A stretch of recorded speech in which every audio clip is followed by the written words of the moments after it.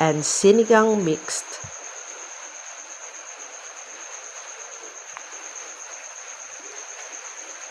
Mix it and taste it for the desired taste.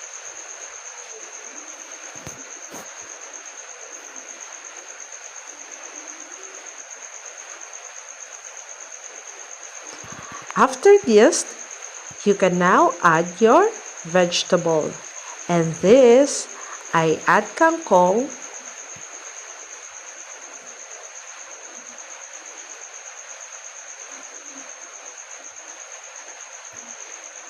let it cook, and